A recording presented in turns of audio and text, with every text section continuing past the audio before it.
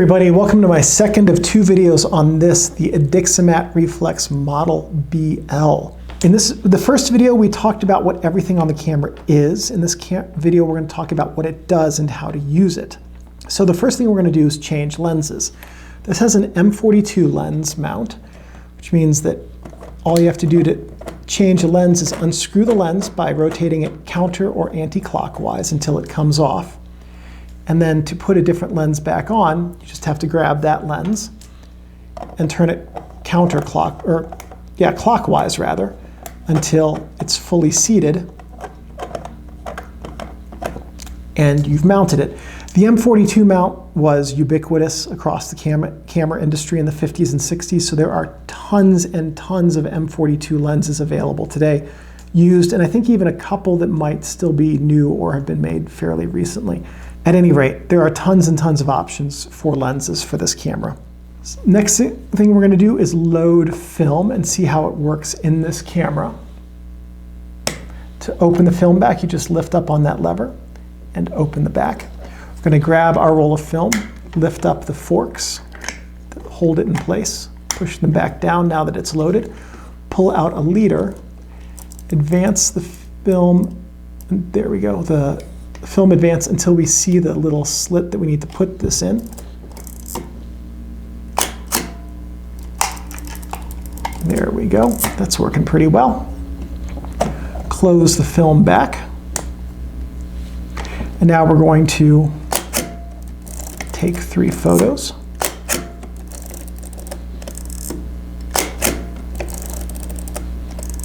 And once we have done that, we're going to manually set the frame counter. There's the black index that we need to line it up with by turning it the direction of the arrow to the 1. There we go. Now let's make sure that it counts up and not down. Some of these old cameras like to count down. Yeah, it's counting up. So there we go. So we set it to the 1, and now as we advance the film, it will count upwards until we get to, well, in this case, 24. Okay, so the little index for the shutter speed is right here at the top. So right now we're set to 1/60th of a second. And what you're going to do is you're going to be using your camera, you're going to take it out in the field, take the photos with it, go through the roll of film. Now film is one and done. So once you load the film, you want to have it go entirely through the camera and then rewind it entirely before you open the film back, because if you do that, you'll ruin every photo on the film. You don't want to ruin your film. So after you've rewound it, you open the film back, but I want to show you what's going on inside the camera when you take a picture. So after you push the shutter, you advance the film, and the good film inside the cassette is pulled through the camera. Just like that. When you've finished your roll of film, you push the film rewind button down, and then you start rewinding.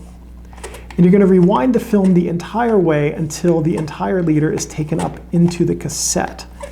That way, that guarantees that you won't accidentally reuse the film and get double exposures. I'm not going to do that because I need to use this film again in other videos. But once you have the film rewound into the cassette, you take out the film you had just used and grab your next roll and put it in, unless you're done for the night, in which case you just close the film back. Make sure that you've triggered the shutter so that you're not leaving it with tension on the springs, and set your camera off to the side to chill out for the evening until your next shoot. So the next thing we're going to talk about is how to use a flash with this camera. And we'll take a look at the front here. Now there is no hot shoe on this camera. There's no accessory shoe either, which means in order to use a flash, you'll need a flash bar that comes off the bottom and that you can plug a flash into.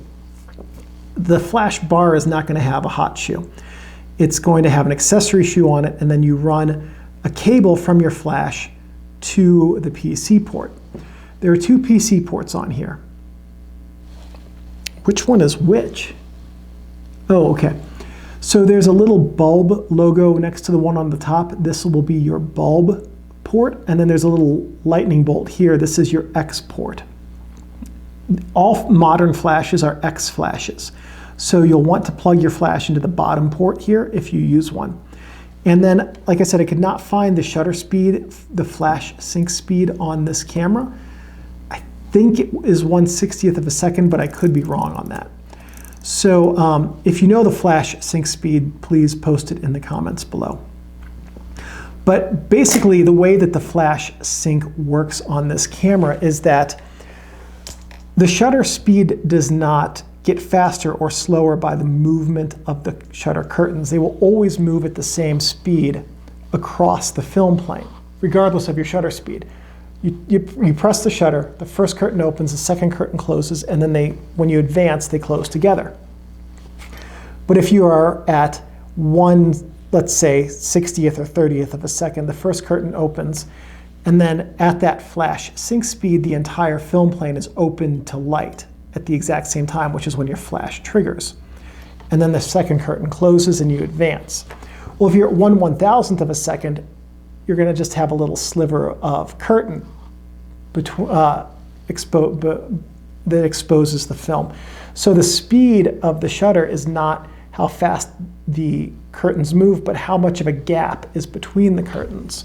That's why your flash can be synced at slower shutter speeds than the maximum, because if you have a 1-second exposure, both curtains are going to be open for about a second before the second curtain closes, and then you advance.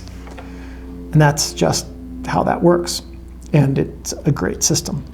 Next thing let's do is talk about how to take a picture with this camera. Okay, so we're going to advance this so that we have an armed shutter. This has no light meter. So you're going to have to determine your settings either with the Sunny 16 rule or a handheld light meter or a light meter app on your smartphone. Whatever you do, you're going to come up with some settings. And let's say that they are f5.6 at 1/125th of a second. Okay. So to take a picture, you're going to next focus. You're going to get your subject in focus, how you want it to be.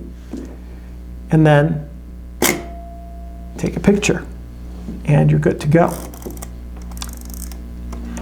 Okay, what about double exposures? You can do a double exposure on this camera.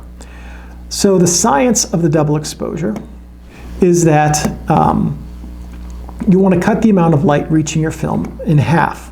So if we know that a proper exposure is 1/125th of a second at f5.6, if you take 2 exposures on your film with that setting, you're going to overexpose your frame, which will give you a thick negative, which will be hard to digitize. You'll have low contrast and lots of noise, and also hard to print in the darkroom. You'll again have low contrast and long print times.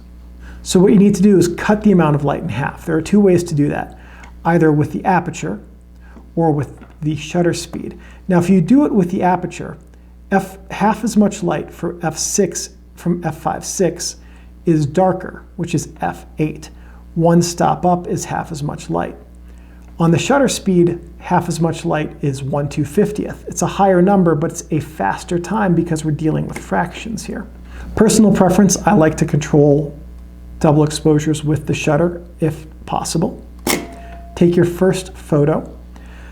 We're not going to advance the film. We're going to wind this clockwise. Nope, that didn't do it. Not far enough. Going to wind this clockwise. There, we should have done it. To wind the shutter. And then we release. Should click into place. This should be done Leica style.